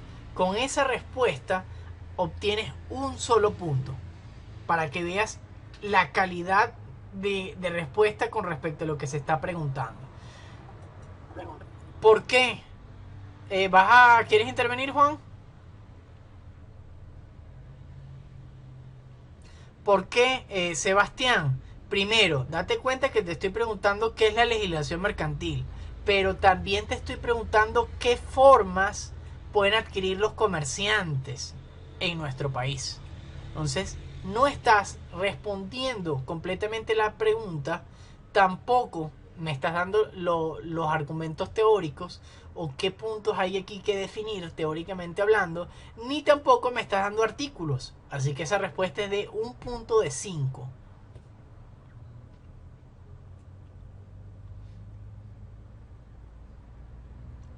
Ajá.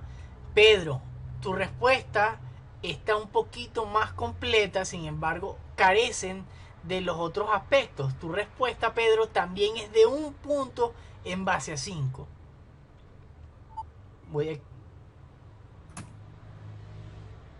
Voy a Ana. Se me movió. Ajá.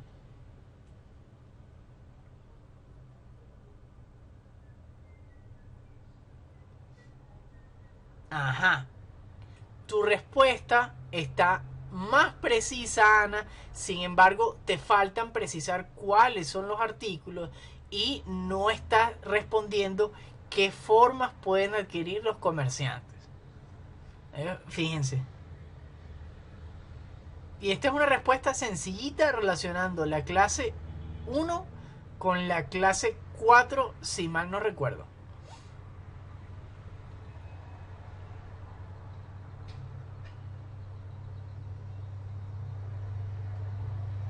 Ajá, Frank, igualmente que los anteriores. Esa respuesta es de un punto de 5. Igualmente Gerardo, esa respuesta es de un solo punto de 5. Faltan los aspectos teóricos, faltan los artículos.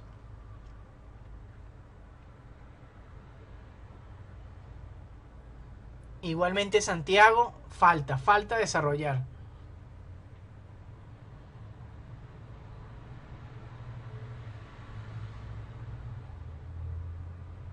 Igualmente Diego, muy buena definición de lo que es la legislación mercantil, pero ¿y todo lo demás dónde lo dejas?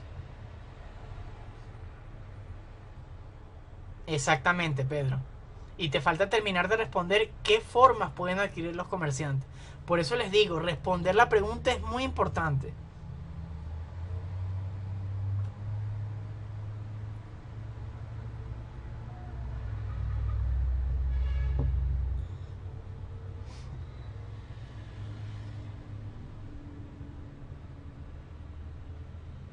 María, sí. De hecho, alguien que copie y pegue un artículo está eliminado su examen. No hay que transcribir ni copiar literalmente nada. Lo ideal es que esto sea natural para ustedes lo que me estén diciendo. Claro, hace falta aspectos técnicos para los argumentos teóricos, hace falta, hay cosas que son definiciones que son así, pero el hecho de que ustedes respondan y el hecho de los artículos que puedan relacionarlos de esta forma o de esta forma porque lo entienden así, es lo que quiero que coloquen, o es el objetivo de la actividad. No copiar y pegar artículos. El video de YouTube de consejos sobre la comunicación que está anclado de primero o está de presentación en el canal es muy buen ejemplo.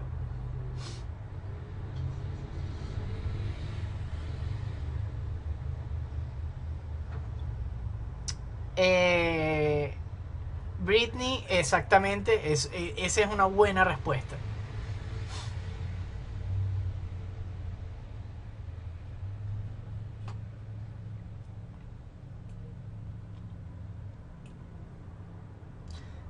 Diego, esa respuesta está bastante mejor. Ese es el artículo importante para la legislación mercantil. ¿Y cuál es el artículo importante para la forma en la que pueden adquirir los comerciantes? ¿Ves? Ahí falta. Siempre, por eso quiero hacer esto de esta manera. Para que ustedes vean claramente. Miren, ya entiendo que me faltó algo. Ya entiendo. Sé que hemos hecho algunas actividades y he dado feedback, pero aquí me tienen para hacerme justamente las preguntas con 3 ejemplos bien claros que pueden o no estar en el parcial.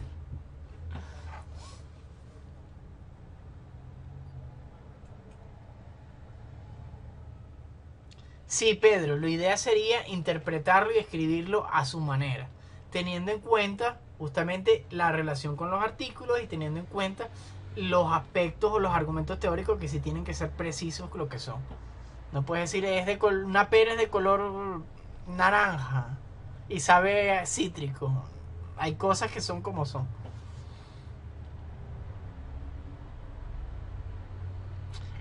Puedes citarlo así como están en el caso de más arriba. Y esto está de acuerdo con el artículo 1 que habla sobre los comerciantes y sus operaciones. O esto es referido a tal aspecto. Y claro, está determinado en este artículo que la forma que pueden adquirir es esta y esta. No es copiar y pegar, es simplemente hacer mención al artículo y decir por qué es ese artículo y no otro. Igualmente pueden hacer entre comillas para algunas cosas. Realmente para mi cátedra no es necesario hacer esos aspectos tan técnicos. Pero sí el hecho de copiar y pegar artículos, eso no. Eso, cero el examen.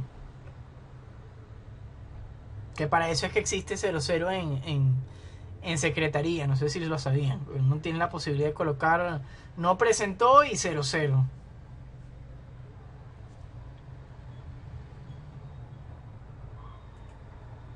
Sí, Pedro, la estructura del video funciona.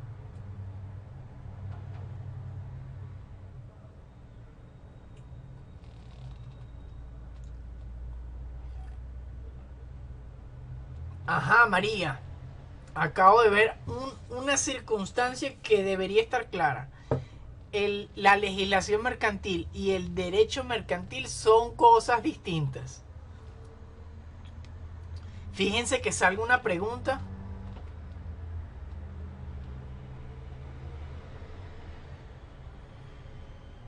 Con sus propias palabras es mejor. José.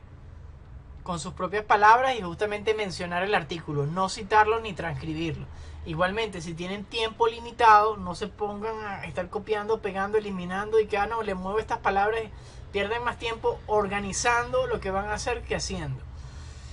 ¿Qué estaba hablando? María.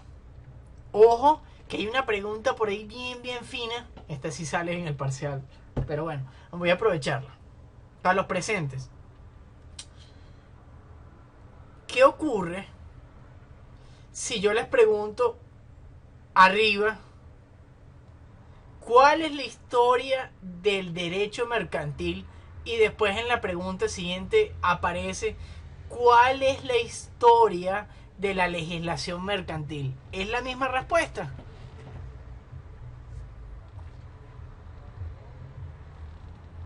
Ajá. Entonces, ojo, ojo con ese detalle. Bien, bien, están claros. Vamos ahora con la siguiente pregunta. ¿Qué significa que un bien sea mueble, corruptible, indivisible, con dueño, fungible y corporal al mismo tiempo? Y si pueden dar un ejemplo, evidentemente sería ideal para estar claros que entienden cada uno de esos aspectos teóricos y cuál es el artículo que debe estar relacionado con ese bien.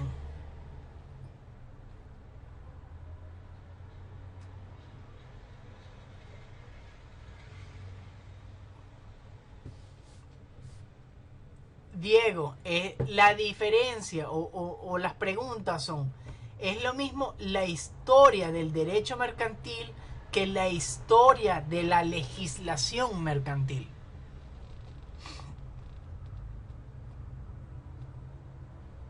Ajá, eso es teóricamente hablando y eso está copiado y pegado. En principio, eso está bien, Paul. Ahora, ese es el aspecto teórico. ¿Dónde está un ejemplo de ese bien con todas esas características?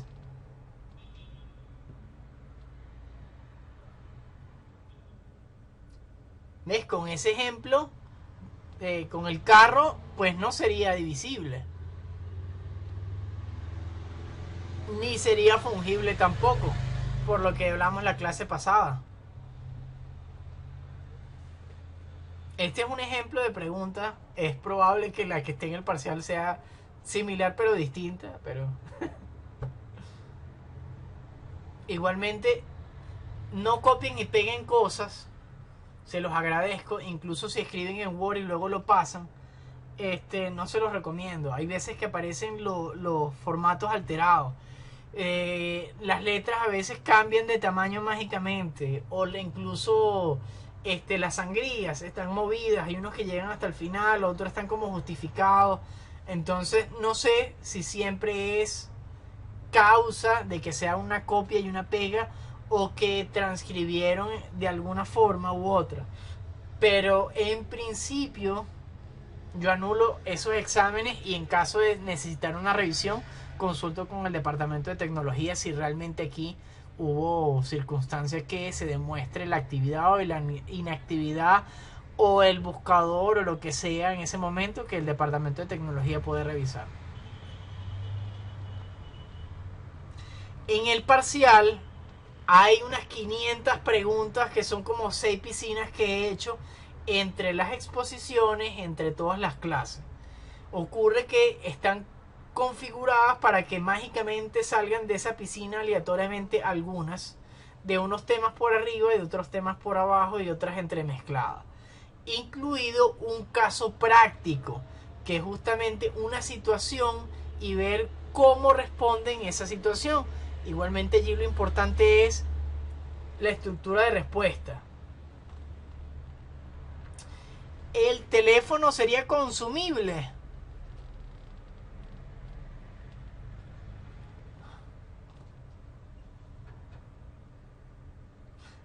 No es tan sencillo. Pero con decirles que una torta, una simple torta, cumple con todas esas características del bien. Eso significa que este es un punto que deben estudiar un poco más porque es algo bastante sencillo que lo que falta es entender claramente qué significa mueble, qué significa consumible, qué significa corruptible, indivisible. Eso le iba a decir, divisible no. Divisible con dueño, fungible y corporal. Indivisible, evidentemente una torta puede ser dividida. A menos, y aquí es donde yo saco la vuelta, a menos que sea una torta especial para bodas que debe tener unas características y que no puede ser, pues...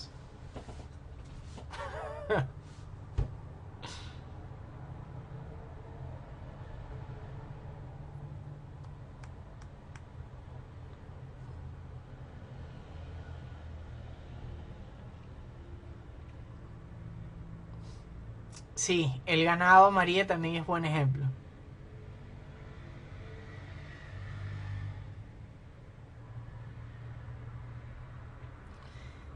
Sebastián, sí, si tú tienes la capacidad de decir, yo entiendo que me está preguntando esto y que en principio puede ser de esta manera o de esta otra, y que con esos dos argumentos que van a estar fundamentados con sus artículos correspondientes, tú respondas la pregunta, estará correcto. Tú es válido decir depende. Si explicas esos dependes.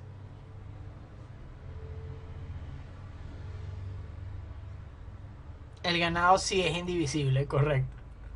Es que por eso les digo, puede que estén estas preguntas así o no, o estén de esta manera o de alguna forma.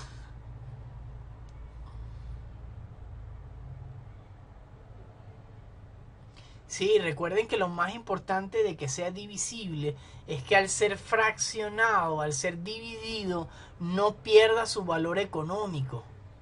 Vale, entonces es un punto, por eso les digo, es cuestión de repasar lo que significan las cosas. Última pregunta y para finiquitar,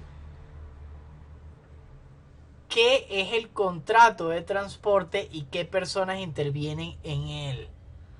Creo que allí ya salieron los que tenían esa exposición, lo tenían allí a la mano. Y bueno, este es un ejemplo de cómo temas que están para las exposiciones van a salir en el parcial. Juan, plantea la pregunta mientras sigo leyendo allí ya la última respuesta de este simulacro.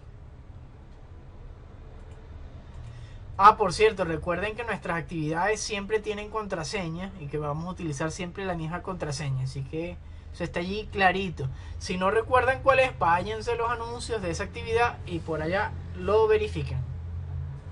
Muy importante ese punto final, que no colocan el punto para la contraseña.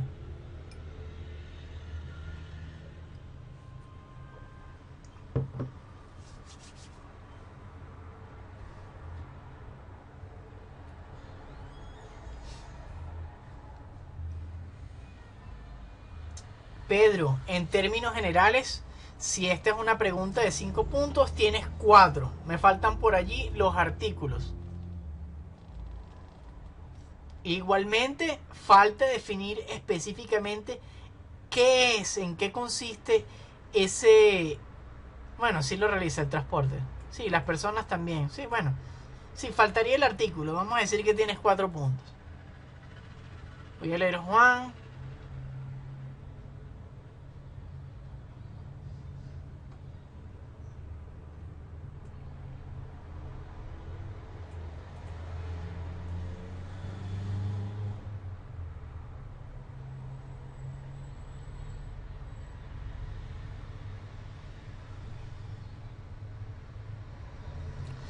Juan, justamente, es que hay momentos que son mágicos. Hay momentos que no se trata del derecho positivo, no se trata de la ley, se trata de algo más allá. Y claro, en nuestro caso es un tema muy controvertido, pero hay otras circunstancias en las cuales se ha producido esto y está muy bien visto. Por ejemplo, dos casos concretos con temas internacionales. En África se creó un delito internacional contra derechos humanos, un delito de lesa humanidad, y es, la mutilación en masa, justamente por el tema de los conflictos y guerrillas. Esos grupos revolucionarios lo que hacían era mutilar las manos de los hombres para que no pudiesen empuñar algún arma, o incluso los senos de las mujeres para que no pudiesen amamantar a sus hijos, y aunque pudiesen concebir, se iban a morir de hambre. Estos delitos de mutilación en masa fueron juzgados sin que existiera legalmente ese delito internacional y contra los derechos humanos. Igualmente, en los juicios de Nuremberg, cuando se ajustició a los oficiales y funcionarios alemanes por el tema de los nazis, se le aplicaron un montón de delitos que no existían internacionalmente. Se capturaron a las personas y evidentemente ahorita todas esas la matazón que hicieron o lo que sea,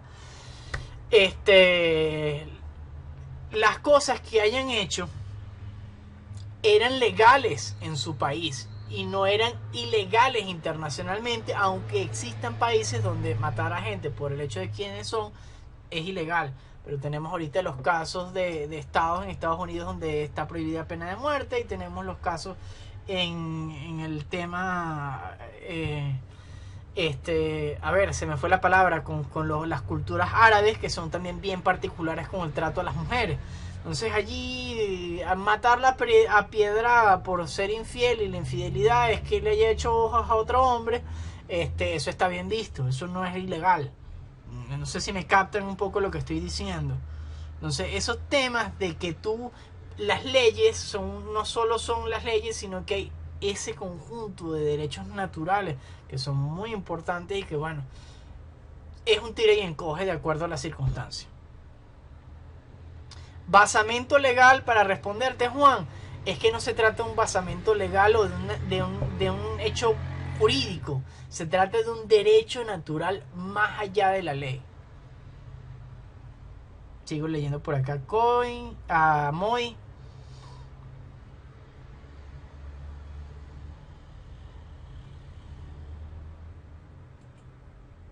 Ajá, perfecto, King. Te estarían faltando los artículos nada más.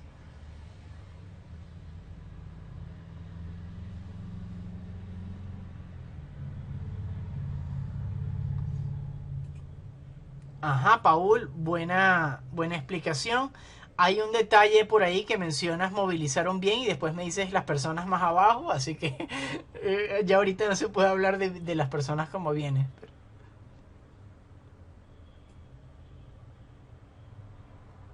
Ajá, perfecto que se hable de la remuneración monetaria en este tipo de contrato, porque la idea es relacionarlo con netamente el ámbito mercantil.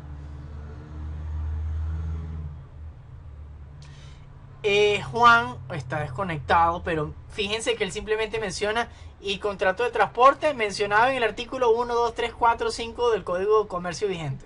Tampoco es que hagan esa mención tan amplia, ¿vale? La idea es decir, miren, sí, en el artículo 2, ordinal tal, que ya sabemos que hay un ordinal para el transporte, o el artículo 2, ¿vale? Ojo con eso. Edgar, ajá, haces toda la explicación, está bien, y me faltan los artículos, Edgar. Eso es una respuesta de 4 de 5 puntos. Como ven, para que tenga todos los puntos o toda la calificación completa, una respuesta, hace falta toda la estructura de respuestas, que tengan teoría, responder y el artículo. Ajá, Sebastián, esta respuesta está también bastante buena. Allí te falta un artículo, sin embargo ahí podría dejarlo de 5 puntos. Te faltaría el artículo 2 del Código de Comercio.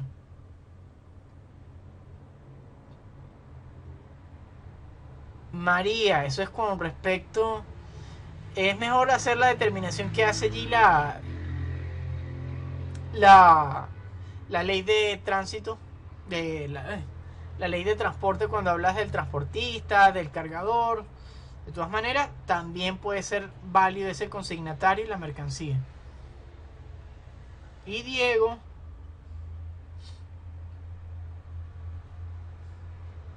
ajá, otra vez la misma mención, Diego.